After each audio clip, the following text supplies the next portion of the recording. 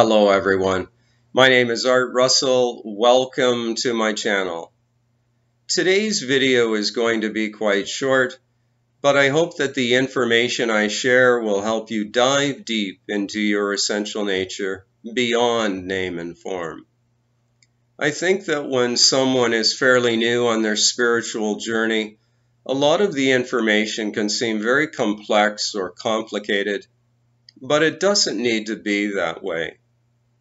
Many of you have heard me state that our true nature is consciousness or awareness, in which the body-mind appears.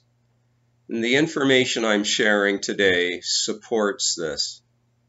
So let's dive deep into the information. Today I'll be reading two passages from a book entitled Jesus and the Lost Goddess: The Secret Teachings of the Original Christians. The first passage is under a heading entitled Becoming the Witness. When we confuse what we are with what we appear to be, we create the false self, the image, or eidolon. Now, I turned to the Merriam-Webster dictionary and looked up the word eidolon, and it's defined as an unsubstantial image or phantom. And that's actually what the ego is, what the person is. In the Pneumatic Initiation, initiates disidentify with the eidolon by cultivating the state of contemplation in which they discriminate themselves as the experiencer from everything they are experiencing. Jesus' crucifixion symbolizes this process of discriminating consciousness and psyche, which have become so disastrously confused. Now, in this passage, they made a reference to the pneumatic initiation. Now, pneumatic refers to air or air-like substances. And this applies to spirit because we can't point to where it is. And it's also why the Bhagavad Gita has this passage in it, referring to it. Weapons cannot cut it, nor can fire burn it. Water cannot wet it, nor can wind dry it.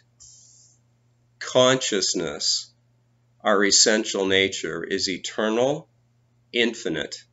That's our true nature. The body-mind does die, but we are not that. Here's the second passage that supports this. This is under the Pneumatic Initiation.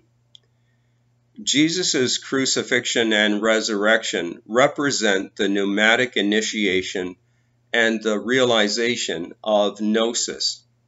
Now, gnosis is knowledge of spiritual mysteries. For those able to read the symbolic language, when Jesus arrives at Jerusalem, he is shown as having completed the psychic initiation. He triumphantly rides a donkey while crowds of admirers hail him as their king. The donkey was a familiar image in the pagan mysteries, representing the lower animal self. Riding the donkey symbolizes that Jesus, the archetypal initiate, has fulfilled the goal of the psychic stage of initiation by mastering his lower nature. And we all know those lower natures, lust or anger or acting out violent acts. And we control those mentally. And then above that, we can see that in consciousness, we can be the governor of our mind. We witness the mind. He has been anointed as the King/Christ by Mary Magdalene and is now lauded as the King of the Jews. But the goal of the Gnostic path is not to make the eidolon the king of this world. We don't want the person to be the king of the world. We all know that that leads to a lot of suffering. We're forever trying to keep the person happy. One drink isn't enough. Some people not a dozen. Or food, or sexual cravings, or whatever it takes to appease that false self. It's never satisfied for long. We must transcend it.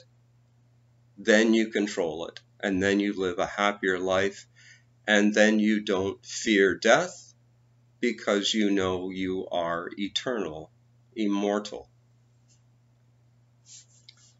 The goal of the Gnostic path is not to make the eidolon the king of this world, but to see through the illusion of the separate self and discover our essential nature as the mystery of God. We come through knowing what we are not.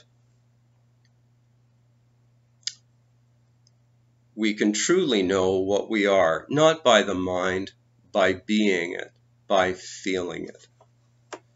I hope that this information has been of some service to you today. If you've enjoyed this video, I invite you to subscribe, share, and like. More information is available at thinktwice.me through my free articles, and also through my book entitled This Taste of Flesh and Bones, which is available from Amazon. Thank you very much for watching. I love all of you. We'll talk again soon.